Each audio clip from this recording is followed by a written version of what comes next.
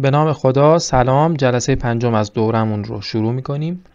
توی جلسه قبل کار با ابزارها رو تا یه حدودی یاد گرفتیم. ابزار شیپ و ابزار پن رو هم کار کردیم و این جلسه میرسیم به ابزار مهم تکست و کار با متن توی در واقع افتر افکت.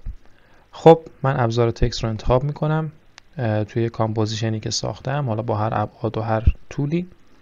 یه جای کامپوزیشنم کلیک میکنم تا یک متن برای من ایجاد بشه. ضمن این ابزار هوریزونتال تایپ تول هست، یعنی متن افقی، و اگر کلیک کنید و نگه دارید یه دونه متن عمودی هم داریم که البته این رو هم میشه چرخوندش و خیلی فرقی نداره. یه نکته مهم هم اینه که اگر که شما قبل از اینکه این رو اصلا قبل از اینکه متن رو ایجاد کنید، به جای اینکه کلیک کنید و بعد ابزار متنتون در واقع انتخاب بشه، بیاید کلیک و درگ کنید. به جای کلیک کردن کلیک و درگ کنید، اینطوری بعد رها کنید. الان یک کادر متن دارید و اگر متنتون طولانی باشه لازم نیست دیگه خودتون بیاید اینتر بزنید تا این بره توی خط بعدی. خودش به طور پیش‌فرض خیلی عالی میاد این رو هر جا که لازم باشه میره خط بعدی و عملا متنتون از این کادر بیرون نمیره. برای متنای طولانی خیلی مناسبه که متنمون یه نظمی داشته باشه و ضمناً فقط توی این حالت ما میتونیم متن رو جاستیفای کنیم. ما یه حالت توی پاراگراف، پنجره پاراگراف اگر نداریدش از این قسمت میتونید روشنش کنید. ویندوز پاراگراف، این قسمت میتونید روشنش کنید. الان من توی قسمت پراپرتیز دارم میبینمش، نیاز بهش ندارم. یه حالت چپ چین داریم برای متن، یه وسط چین داریم، یه راست چین. خب این چیزایی که توی نرم افزار مختلف احتمالاً دیدید، تا خاصی نیست. اما چند تا حالت جاستیفای داریم. جاستیفای یعنی که ببینید خطوط متن از هر دو طرف بچسبه به لبه های کادر و متن خیلی منظم میشه، شبیه به مثلا متن روزنامه که از هر دو طرف کاملا مرتب خطوط و میاد که فاصله بین کلمه ها رو جوری تنظیم میکنه که این کاملا اگر حالا یه خط میخواد یه ذره کوتاه‌تر بشه یا یه ذره بلندتر بشه در حالت عادی، میاد اینها رو طوری پر میکنه که کاملا از سمت چپ و راست این متن مرتب باشه. و برای اینکه این گزینه ها اصلا فعال باشه حتما ما باید به این شکل متن رو ایجاد کنیم. این سوالیه که حالا خیلیا براشون پیش میاد، میگن که ما چرا این گزینه ها خاموشه. اینها ببینید اگر من اینو کلیک کنم صرفا، الان یه متن دارم که کادر نداره. هر چقدر که من این متنم طولانی باشه اینا همه توی یه خط همینطوری ادامه پیدا میکنه میره و اگر برم اینتر بزنم و میاد خط بعد، اونم دوباره همینطوری میتونه تا بی‌نهایت به سمت چپ ادامه پیدا کنه. که مثلا ما از این حالت برای ساخت زیرنویس هم استفاده میکنیم، یه متن یه خطی طولانی، و در این حالت میبینید دیگه جاستیفای اصلا معنایی نداره چون کادری نداریم. خب این نکته بود که همین اول میخواستم بگم، اما بریم سراغ متن. حالا فعلا یه متن من ساده کلیک میکنم تا یه متن ساده داشته باشم و در اینجا هم مثلا مینویسم که فارسی دوره آموزش افتر افکت، یه مدیانو هم بذاریم. خب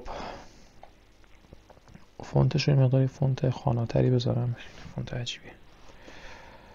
بذاریم ساحل مثلا.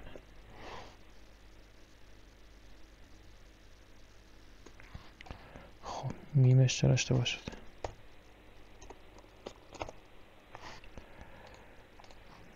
اوکی.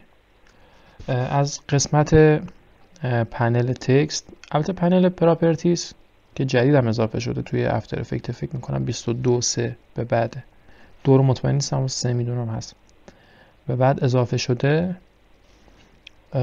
همه این مشخصه های لازم یک لایه رو همینجا میاره. خیلی خوبه. حالا ما اگه چیز دیگه هم داشته باشیم، ببینید مثلا ما شکل داشته باشیم،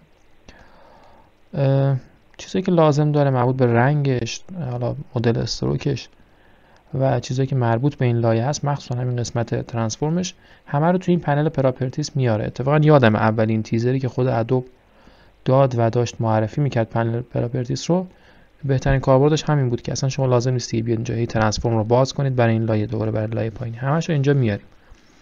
بله میتونید از همین قسمت پراپرتیز، اگر در واقع لایه سلکت شده باشه مشخص های اصلیش رو ببینید و تغییر بدید.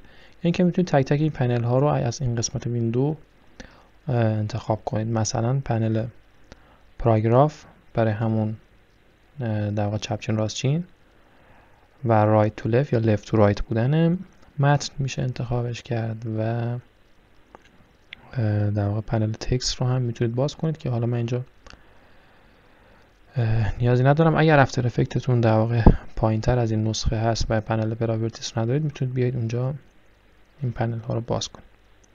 به هر حال ما میخوایم که از این قسمت میتونیم در واقع فونتش رو تغییر بدیم. حالا این وزن فونت هست اصطلاحاً که میتونه عادی باشه یا بولد، این بستگی به فونتتون داره و فونت هایی که نصب شده.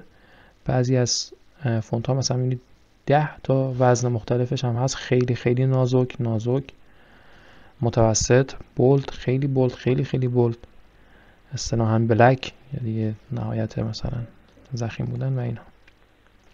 این قسمت مربوط به اندازه فونت هست.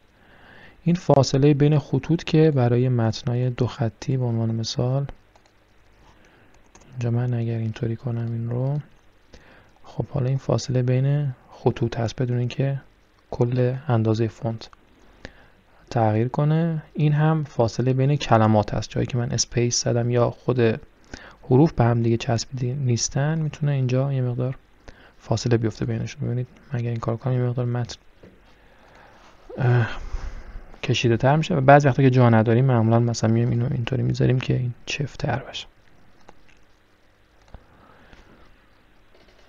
و این دوتا هم یه جورایی میشه گفت میکشن متن رو و زیاد زیبا نیست. یا این کارو نکنید بهتره، ترجیحاً هیچ وقت این کارو نکنید. این هم تو همون به همون شکل اما در راستای افقی متن رو میکشه که خوب جالب نیست. و این قسمت هم میتونید رنگ خود متن رو تغییر بدید. حالا اینجا اصلا میتونید تعیین کنید که رنگ داشته باشه یا نداشته باشه و اینجا میتونید رنگش رو تعیین کنید با این قسمت از پنجره کالر که حالا پنجره جالبی هم هست. اینجا میتونید خود در واقع تهمایه رنگ رو اینجا انتخاب کنید، نوع رنگ رو اینجا انتخاب کنید، غلظتش رو و روشناییش رو هم با این قسمت میشه تنظیم کرد و میشه اینجا هم عدد داد. حالا این عدد ممکنه تو سیستم شما بر مبنای 255 باشه RGB یا اینکه ممکنه مثل اینجا بر مبنای 32000 و خورده در همون نهایت عدد اینتیجر هست توی این سیستم کامپیوتری. اینجا هم که HSL در واقع حالت خاصی از کد هست. این هم کد در واقع هگزادسیمالش هست که این هم کد رنگی که معمولا مثلا اگه جای سرچ کنیم معمولا این کد رو ما نشون میدن که دو عدد اول R یا قرمز هست، دوتای بعدی G یا گرین سبز هست و دوتای آخر هم B یا بلو یا همون آبی هستش و مبناش 16 که خود عدد 16 میشه F دیگه. حالا اینا رو احتمالاً بدونید تا ندونیدم خیلی مهم نیست.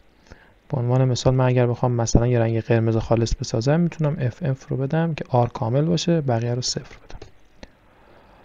یا اینکه اگه بخوام یه مقدار مثلا آبی هم داشته باشه میتونم سبز رو همون 0 بدم، اما برای بلو مثلا عدد 9 بذارم که یه مقدار هم در واقع بلو داشته باشه. میتونید از اینجا هم حالا تنظیمش کنید هر جور که خواستید. RGB کاملا واضح و حالا گرافیکش هم که از همه راحت تر. به هر حال میتونید رنگ متن رو اینجا انتخاب کنید یا اینکه اصلا بیاید این قطره چکون رو بردارید و از هر جای توی صفحتون رنگ رو بگیرید. استروک هم در واقع اون حاشیه دور متن هست که این رو هم میتونه خاموش باشه، مثل اینجا میتونید روشنش کنید و یه رنگ براش انتخاب کنید استروک داشته باشیم. اگر بعضی فونت ها اینطوری این رو بد نشون میدن، حالا میشه با یه روش ها اینو حذفش کرد، ولی اکثرا لازم میشه که کل فونت رو عوض کنیم یا اینکه اصلا استروک ندیم بهش. خب حالا مثلا یه روشش میانه فقط سریع اشاره کنم بهش اینه که از این یه دوپلیکیت بگیرید کنترل دی و روی لایه بالایی استروک رو خاموش کنید. الان فقط من استروک لایه پایینی رو میبینم.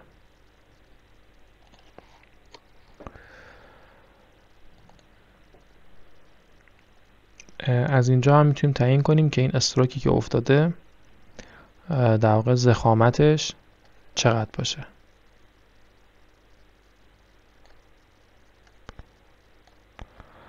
و میتونیم اینجا تعیین کنیم که استروک روی فیل باشه یا اینکه فیل روی استروک باشه. اگر بذاریم فیل روی استروک این مشکل هم در 99% موارد حل میشه. حالا مثلا اینجا امتحان کنیم، اینجا حل نشد، بذاریم روی تو این حالت حل شد. all fields over all strokes. تمام فیل ها میان روی استروک ها و طبیعتا جاهایی که دیگه فیل هست اون استروک دیده نمیشه، اون خطا. توی متن انگلیسی که کاملا حروف از هم دیگه جدا هستن ما معمولا اینطور مشکلات رو نداریم. خب بگذاریم این هم مربوط بیشتر به حروف انگلیسی هست که حالا یه مقدار همه رو حروف بزرگ کنه یا همه رو حروف کوچیک کنه و این هم میبره به حالت توان یکم بالاتر از خط و این هم میاره به حالت اندیس یکم پایین تر از خط. اگر اینجا عدد تایپ کردید و اعدادتون رو انگلیسی نشون داد، با روشن کردن این گزینه هندی دیجیت احتمالش زیاده که اعدادتون فارسی باشه. البته باید عدد واقعا فارسی تایپ شده باشه.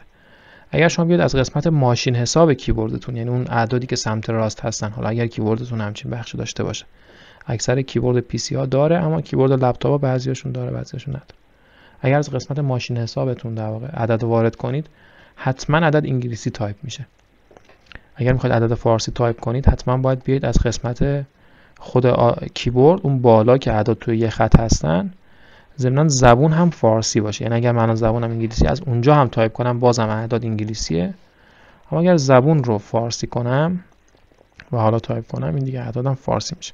اگر نشد اینجا میتونید هندی دیجیت رو روشن کنید، احتمال اینکه درست بشه هست، یا اینکه از یک سری فونت استفاده کنید که جلوشون کلمه فانام داره. ببینید این فانام، مثلا من فونت کلمه فانامشو دارم. این دیگه هر چقدر که انگلیسی هم تایپ کنم این تبدیلش میکنه به اعداد فارسی اجبارا. اگر تایپ فارسیتون مشکل داره من یکی دو جلسه آینده راجع به تنظیمات کلی افتر افکت، بهینه کردنش و افزایش سرعتش یه توضیحاتی رو میدم. راجع به فونت ها هم یه توضیحاتی میدم. اونجا هم باز ممکنه یکی دو تا تنظیم تغییر بدیم مشکلمون حل بشه. فعلا حالا بیاید جلو تا به اون جلسه برسیم. خب این تنظیمات ممکنه یه اختلاف خیلی کوچیکی هم توی نسخه‌های مختلف داشته باشن اما کلیتش همینه. حتی شکل آیکون‌ها هم تا جایی که یادمه توی چند سال اخیر تغییر خاصی نکرده. ممکنه مثلا اینو داشته باشید نداشته باشید، یا این به طور پیش‌فرض اینطوری باشه و مور رو بزنید این بتونید تنظیمات اضافه رو ببینید و یه تغییرات کوچیک اینطوری. از قسمت پاراگراف هم گفتیم اون موقع میتونید چپ چین وسط چین راست چینش کنید یا اینکه جاستیفایش کنید اگر متنتون کادر داشته باشه و این میتونید فاصله از چپ راست و این شروع خط رو هم بدید بیشتر. توی متن انگلیسی اینها درست کار میکنه. تو متن فارسی ممکنه شما این کارو بکنید اما مثلا این بعد خط اول این اتفاق بیفته اما میبینید که حالا جایی که سلکت کردیم بذارید اگه سلکت نکنم اینم درست کار میکنه. نه میبینید که کل متن رو داره جابجا میکنه و تو متن انگلیسی اینا بیشتر درست کار میکنه. چیزی که خیلی مهمه این رایت تو لفت یا لفت تو رایت بودنه. گاهی شما میاد این آخر خط یه علامتی میذارید مثلا علامت تعجب و میبینید که این داره اینطوری نشون داده میشه میفته اول. حالا که من فقط یه خط رو بذارید کل متن رو چپ چین کنم. خب جابجا هم شد، بیارمش این وسط. حالا تو این حالت اگر من بیام اینجا اصلا ببین خود همین آخر یا اول بودنش مشخص نیست که وقتی من اینجا هم اول آخرم علامت هم بذارم میبینید که علامت میفته اینجا و یه سری در واقع باگای دیگه روی این متن میخوره. مخصوصا تو متن فارسی اکثرا مشکل از اینجاست که شما این متن رو نیومدید رایت تو لفتش بکنید، روی حالت لفت تو رایت که معمولا پیش فرض اینطوریه رو همین حالت گذاشته میشه. این اگر بیاین رایت تو لفت کنید و این درست میشه معمولا. حالا پوزیشنش رو میتونید بعداً جابجا کنید تا درست بیاد دقیقاً جایی که میخوایم. برای متن‌های فارسی حتما روی رایت تو لفت باشه و دیگه راست چین چپ چینش هم که بسته به نیازتون. خب این 45 چی اساسا؟ اوکی. این راجع به در واقع تایپ متن، اما این متن قابلیت خیلی زیادی داره توی افتر افکت و ما مثلا میتونیم به راحتی این رو انیمیتش کنیم، تغییرات خیلی زیادی بهش بدیم که من این رو هم میخوام توی همین جلسه بهتون توضیح بدم. ببینید ما برای شکل ها یه قسمت اد داریم اینجا که میشه یه سری انیمیشن بهش اضافه کرد که فوق العاده کاربردی و جذابه. توی جلسات بعد حتما بهش میرسیم. برای متن هم اینجا این گزینه رو داریم. از قسمت انیمیت دکمه‌ای داریم که میشه چند تا افکت رو بهش اضافه کرد. ببینید باید این زیر مجموعه رو باز کنید. اینجا یه دکمه شبیه دکمه پلی هست و این رو میشه انیمیت کرد. چیزهای مختلفی در واقع تمام پراپرتی هایی که توی افتر افکت داریم رو اینجا میشه به متن اضافه کرد و اینها رو انیمیت کرد. قبل اینکه اینو اضافه کنیم من بگم خود سورس تکست رو هم میشه انیمیت کرد. منتها این انیمیت اصطلاحاً پلکانی، انیمیت نرم و پیوسته نیست، گسسته است. یعنی چی؟ یعنی من میگم اینجا مثلا متن این باشه، اصلا شکل کی فرمش رو میبینید مربع، لوزی نیست. یه ذره جلوتر بیام اینو عوضش کنم، مثلا اینو بذارم پریمیر،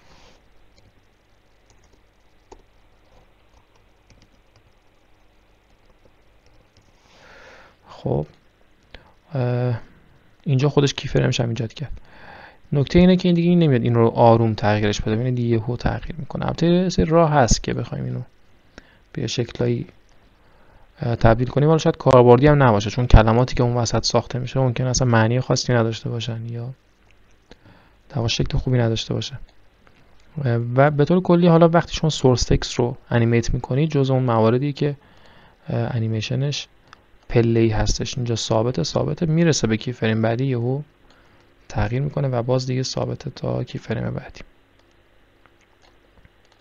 خب برگردم به همینجا که افتر افکت هست و انیمیت رو خاموش کنم. اینم نکته مهمیه. زمانی که پراپرتی انیمیت شده، حالا چه به این شکل چه حالت عادی و اون لینیر خودمون، خطی خودمون، مهمه که شما انیمیت شدگی رو کجا خاموش میکنید. اگر من اینجا خاموش کنم رو همین حالت میمونه، اگر اینجا یا حالا اینجا خاموش کنم رو همین حالت میمونه. توی مواردی که این خطی انیمیت شدم دقیقاً همون جایی که خاموشش میکنید. مثلا من این پوزیشن رو میتونم بذارم اینجا، خب انیمیتش کنم، از همین پنل پراپرتیز هم میشه و بعد بیام اینجا یا اصلا یه جای دیگه اینجا بیارمش سمت راست، بیا دیگه. خب شیفت رو نگه دارید، سریعتر جابجا میشه. حالا من پلی کنم میبینید که این وسط داره میاد، حالا کلمه هم این وسط داره تغییر میکنه. اما اینکه من این انیمیت رو کجا خاموش کنم خیلی مهمه. اگر اینجا خاموش کنم انیمیتش رو این بزنم، دیگه این دو تا کی فریم حذف میشه. حالا میتونیم دستی هم حذف کنیم. اینجا خاموش کنم، متن دیگه اینجا میمونه. طبیعتا همین انتظار رو هم داریم. اگر اینجا خاموش کنم، متن اینجا میمونه. اگر این وسطا حالا یه جایی مثلا اینجاها بیام این خاموش کنم، باز دقیقاً رو همین عدد میمونه. این متن هم همینطوره، هر جا که خاموشش کنیم رو همون حالت که هست میمونه. خب اما انیمیت کردن متن، پس گفتیم از این قسمت انیمیت این رو انتخاب میکنیم. یه مفهوم بچه‌ها یادش بگیرید برای بقیه این پراپرتی هم دقیقاً همین شکلی هستش. مفهومش هم مفهومی به نام انیماتور که اضافه میشه. بعداً ما برای شکل ها هم شبیهش رو داریم. خب مثلا من میام اولین چیز بیایم پوزیشن رو مثلا انتخاب کنیم. اولین چیزی که میخوام یاد بگیریم، گفتم برای بقیه هم کاملا شبیه به همه. به محض اینکه من پوزیشن رو زدم، یه چیزی اضافه شد اینجا به نام انیماتور. انیماتور 1 که حالا ما اگه دوباره اضافه کنیم میتونه انیماتور 2 تا بی نهایت هم اینجا انیماتور اضافه کرد. دو قسمت خیلی مهم داره انیماتور. اولی رنج سلکتور که میگه این انیمیشن، این تغییری که میخوای بدی کجاها اتفاق بیفته. خود همین کجاها میاد انیمیشن ما رو میسازه. یعنی مثلا میتونیم بگیم که از این گوشه شروع کن بیا و کل این متن رو طی کن.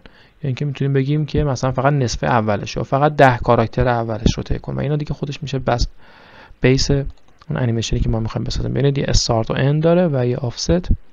حالا ادوانس هم داره که اصلا این رو چجوری بگیرین. اولش رو الان درصد میگیره، بعدا میتونیم بهش بگیم که کاراکتری بگیر یا به شکل‌های مختلف.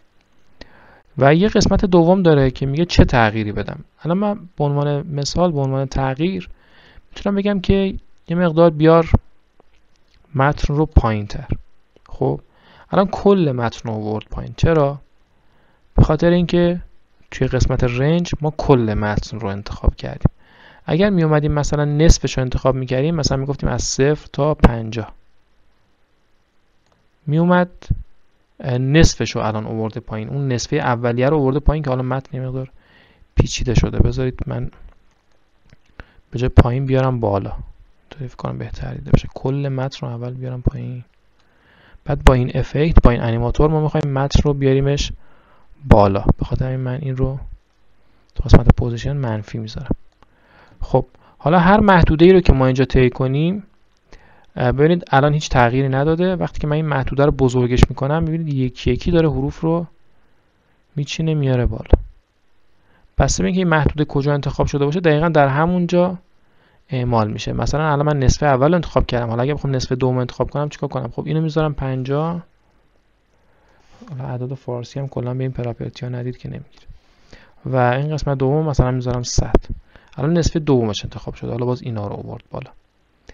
یا اینکه مثلا میتونم اینو بذارم 0، اینو بذارم 10% اول. و نکته جالب اینه که این میتونه بیسش واحدش عوض شه. الان پرسنتیج یا همون درصده، میتونم بذارم ایندکس، یعنی شماره اون کاراکترها باشه. حالا اگر بذارم 10 دیگه معنی 10% نمیده، معنی دهمین کاراکتر میده. تا دهمین کاراکتر رو ورد بالا. بشماریدم 1 2 3 4 5 6 7 8 10 تا دهمی رو ورد بالا. و اینجا قسمت دومش باز خیلی جالبه که حالا این ایندکس یا هرچی که هست بزنیمش رو همون درصد. قسمت دوم میگه که کاراکتر باشه یا وردز، یعنی کلمه به کلمه باشه، که این باز خودش یه افکت خیلی جالبی رو ایجاد میکنه. یا حتی لاین باشه، خط به خط باشه، این و این بره جلو. مثلا من رو ورد بذارمش، ببینید چه اتفاقی میفته. کلمه به کلمه اینو میاره جلو. خیلی انیمیشن جالبی ساخته میشه. و اگر لاین بذارم هم که دیگه مشخصه، حالا اینجا چون دو خط داریم شاید خیلی انیمیشن عالی نشه، اما تو متن چند خطی خیلی قشنگ. خب حالا این شکلش هم هست. حالا بعدن که راجع به ایز ها که فریم های ایزی صحبت کنیم، ایز شده صحبت کنیم، اینجا هم یا توضیحاتی بعد اینجا اضافه میکنم. خیلی مهم نیست. فقط یه رندومایز اوردر داریم که اگه این روشن کنیم مشخصه دیگه ترتیبشون حالت رندوم میشه. به عنوان مثال من اگه این رو بذارم روی همون کلمه و رندومایزش رو هم روشن کنم، حالا این رنج رو تغییر بدم، ببینید که ممکنه اول کلمه افتر افکت میاد، بعد میدیانو، بعد دوره، بعد حالت رندومی پیش رفت. و این عدد رندومش هم میشه عوض کرد. اگر این رندومش خوشتون نیامد بزنید روی 1 مثلا. نکتهش اینه که شما هر بار که اسپیس بزنید این رندوم عوض نمیشه، این رندوم کاملا ثابته، به خاطر اینکه شما همون چیزی که میبینید رو باید خروجی بگیرید دیگه. حالا اگه از اون ترتیب رندوم خوشتون نیومد، میتونید بیاید این رندوم سید رو عوض کنید که یه حالت دیگه براتون دوباره رندوم بگیره. و بعدها هر موقع دیگه دوباره بیاید اینو بذارید روی رندوم 1، دوباره همین رو بهتون میده. یه جورایی رندومش یه رندوم واقعی نیست، یعنی در لحظه تصمیم میگیره. یه سری اعداد تصادفی رو قبلا ساختن، حالا شما میتونید انتخاب کنید که کدومی که از این مجموعه های تصادفی رو میخواید، مجموعه اول، دوم، سوم. حالا اینطوری شد که اول دوره میاد، بعد افتر افکت، بعد آموزش، بعد میاد. خب مشخصه که تقریبا اینجا چه کاری داره انجام میشه. درسته این یه محدوده ای رو ما داریم طی میکنیم روی متن. بذارید رندومایزش رو خاموش کنم، همینطوری چه مقدار ممکنه گیج کننده باشه. یه محدوده ای رو ما داریم روی متن طی میکنیم از اول تا آخر متن. و بعد تو این محدوده که داره این طی میشه میپرسه که چه اتفاقی سر اون حروف یا کاراکتر، یا حالا کلمه به کلمه یا کاراکتر به کاراکتر بیفته، چه اتفاقی سرشون بیفته. و اون اتفاق هم اینجا تعیین شده که ما بهش گفتیم پوزیشنش رو 60 پیکسل بیار بالا. حالا میتونستیم بگیم یه مقدارم مثلا بیار به سمت چپ. اگر دوباره این رو طی کنیم مسیر رو، میبینید که هم میاره چپ هم میاره بالا. میتونستیم بگیم که اصلا بالا نیار، فقط بیار چپ یا فقط بیار راست. دوباره اگه از اول اینو طی کنیم میاد یکی یکی میان راست. اگر بیسش رو من بخوام رو کاراکتر بذارم باز شاید این بهتر دیده بشه.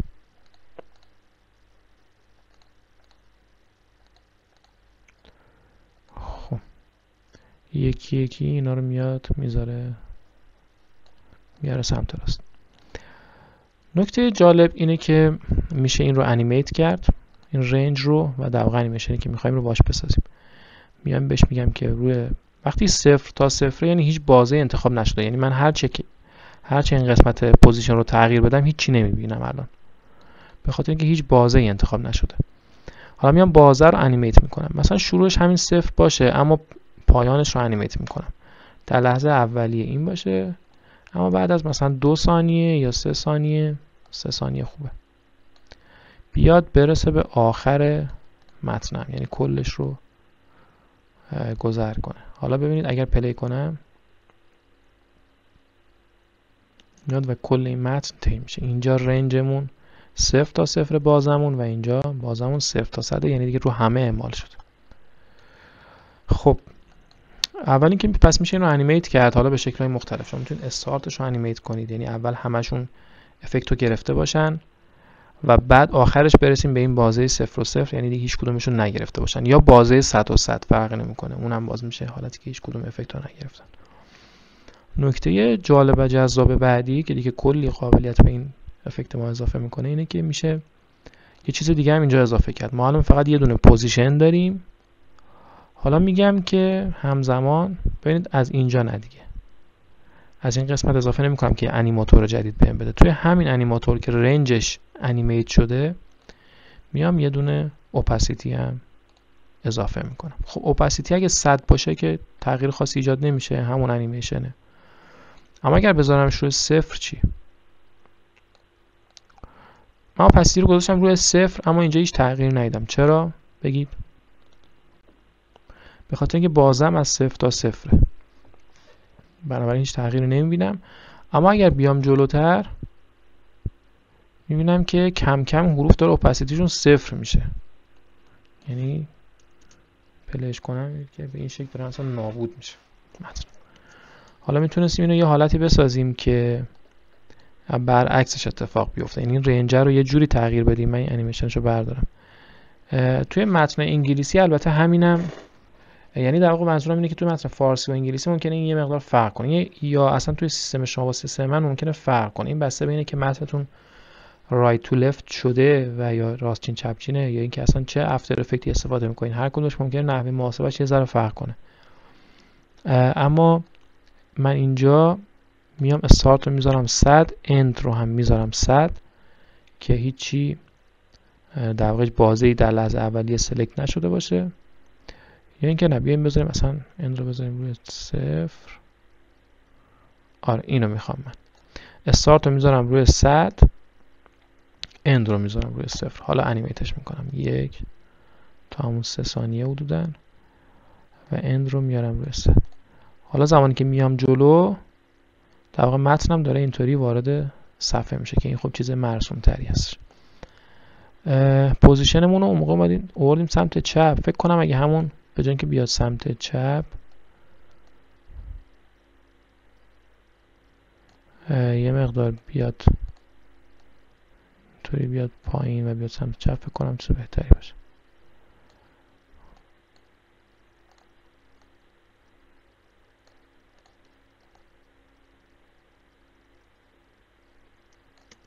پلی کنم. اوکی. حالا این پوزیشن بود و با اپاسیتی ترکیبش کردیم. میتونیم مثلا پوزیشنش رو در نظر نگیریم. من اینجا دیلیت رو بزنم، دکمه دیلیت روی کیبورد، این پوزیشن رو کلا حذفش کنم، فقط اپاسیتی رو داشته باشیم. این باز خیلی چیز مرسومی هستش دیگه. احتمالاً برای افکت تایپ شما یک در واقع افکت تایپ کردن، افکت صوتی تایپ کردن هم بذارید روی این، خیلی راحت و خیلی ساده میتونید یه افکت ماشین تایپ بسازید. اصلا خیلی ساده. ممکنه توی بعضی از نسخه ها، مخصوصا نسخه های قدیمی تر از 22 اینها، توی متن‌های چند خطی یه باگ کوچیکی داشته باشید، یعنی بیاد اینطوری اینو بیاره بعد اینو برعکس بیاره، یا اول اینو این خط رو بیاره بعد این خط رو بیاره. یه همچین اشکالاتی توی افتر افکت های قدیمی تر داشتیم. توی افتر افکت های جدیدتر این مشکل حل شده. حالا برای تمرین شما اگر افتر افکتتون نسخش پایین تره میتونید روی یه متن یه خطی فعلا اینو تمرین کنید، دستتون بیاد بیسش چطوری اصلا داره کار میکنه. بعدا چند تا راه بهتون میگم که روی متن چند خطی توی افترهای پایین هم بشه این رو حلش کرد.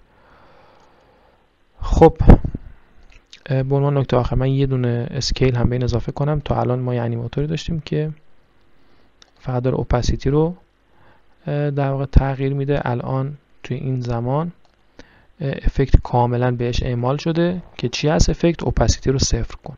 کاملا به کل متن ما اعمال شده به خاطر اینکه بازمون از 100 تا 0 هست که کل این محدوده رو پوشش میده. بنابراین افکت کاملا اعمال شده. اما همینطور که میاد جلو ما بازه رو طوری تغییر دادیم که به اینجا که میرسه از 100 تا 100 که میشه هیچی دیگه، هیچ قسمت از این متن سلکت نشده.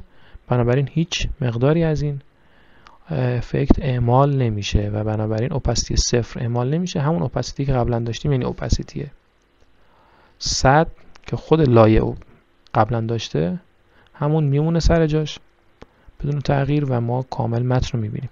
اینطوری میتونیم یک در واقع حالت تایپ بسازیم. حالا این میتونه بر اساس کاراکتره. توی این قسمت ادوانس میتونید بیاید بگید بر اساس کلمه باشه. این هم افکت قشنگی میشه.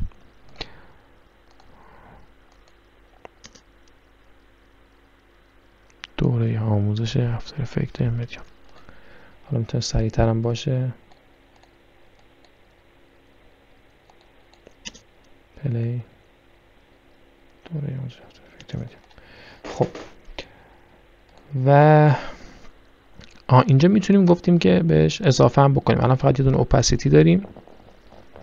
میتونیم از همین قسمت دوباره یه چیز دیگه رو هم بیاریم، مثلا اسکیل رو هم بیاریم و بگیم که زمانی که کامل اعمال شده، یعنی اینجا یه مقدار اسکیل ها کوچیک‌تر باشه، یعنی اینکه کلمات کوچیک بیان و بعد بزرگ بشن. حالا باز الان کلمه به کلمه است، میتونه بعدن این کاراکتر با کاراکتر هم باشه، اونم حالت جالبی ایجاد میشه. یا اینکه میتونید مثلا روتیشن هم باز به همین انیماتور یک اضافه کنید. پراپرتی یه دونه روتیشن هم اضافه کنید و بگیم که یه مقدار کلمات بچرخن.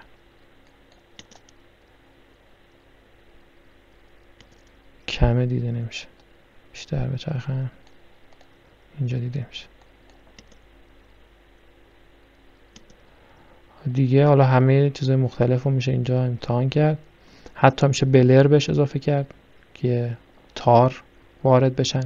میشه فیل کالر بهش اضافه کرد که همینطور که داره عبور میکنه اون رنجمون رنگ متن رو عوض کنه. استروک کالر میشه بهش اضافه کرد. استروک ویت میشه اضافه کرد.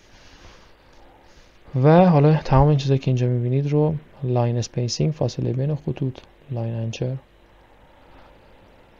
کاراکتر آفست در واقع میاد خود اون کاراکتر رو عوض میکنه. مثلا د اگه ما آفستش رو یه دونه بریم بعدش میشه مثلا ر تو اون ترتیب حروف الف با.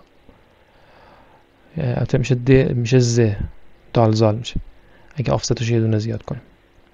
و حالا حالتهای مختلف به هر حال میشه اینجا بهش داد و اینها رو با هم ترکیب کرد.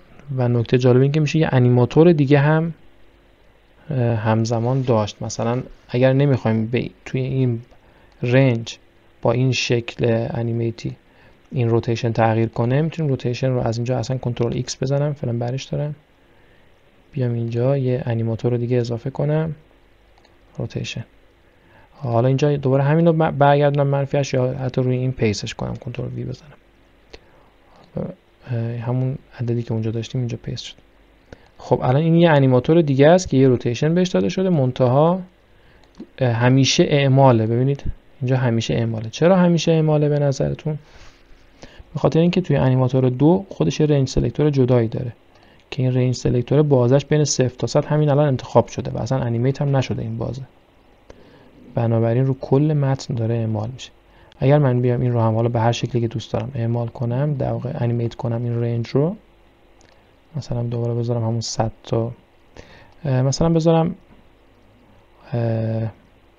0 تا 10.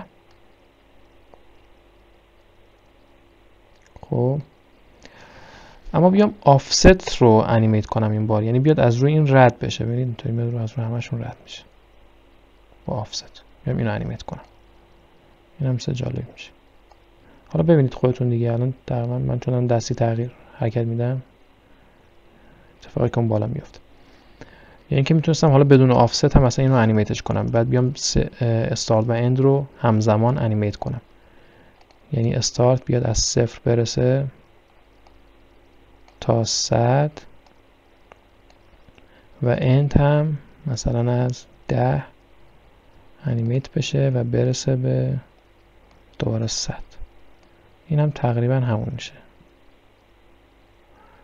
حالا آخرش این مقدار متفاوت میشه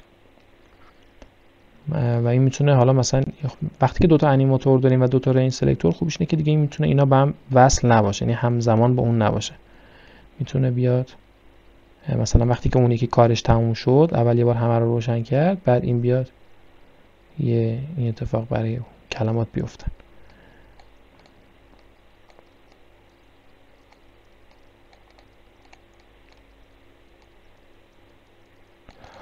و نکته جالب اینه که این انیماتورها رو میشه کپی هم کرد. یعنی اگر من یه تکست دیگه داشتم، حالا با یه متن دیگه کلا، دیگه لازم نیست بیام این رو بسازم. یه بار این افکتی که میخوام رو میسازم، این انیماتورم رو میسازم و میتونم روی هر کدوم از متن‌هام این رو پیستش کنم. مثلا این نحوه اومدن با حالت اینطوری بزرگ شدن و روشن شدن، این رو دیگه لازم نیست هر بار بسازیم. میتونیم صرفا کپی کنیم. یه متن دیگه مثلا من اینجا بنویسم، حتی متن میتونه انگلیسی باشه، فارسی باشه، هرچی. این متن روز میخوام تست. خب میتونم بیام روی این انیماتور 1 یا انیماتور 2 یا هر دو تاشو کنترل C بزنم و روی متن تست کنترل V بزنم. نکتهش اینه که جایی که کرسرم وجود داره اونجا پیست میشه به بعد. حالا اگر میخوام دقیقاً همزمان با قبلی باشه، میتونم بیارم اول. اگر میخوام بعد از اینکه اون کارش تمام شد شروع کنه، میتونم همین جا پیستش کنم. ببینید الان من اگر متن بالا رو انتخاب کنم و یو رو بزنم، اگر یادتون باشه تو جلسه قبل فکر کنم گفتم که یو رو بزنیم تمام انیمیت شده هاش رو میاره. یو رو بزنم، بله میبینید که دو تا رنج سلکتور توی این لایه انیمیت شدن، دقیقاً همون کی فرمی که قبلا داشتیم.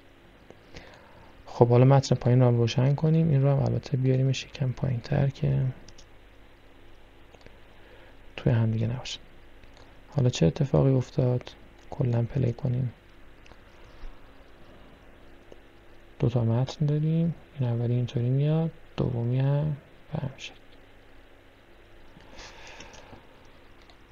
پس درسته که ساخت این در واقع انیماتورها ممکنه یه مقدار سخت به نظر برسه اولش و پیچیده، بخاطر بگین خب چرا باید انقدر زحمت بکشیم توی این شات. حتی ما یه دونه افکت میندازیم اینجا و خیلی سریع این حالت مثلا تایپ ایجاد میشه. چرا اینجا باید انقدر سخت باشه؟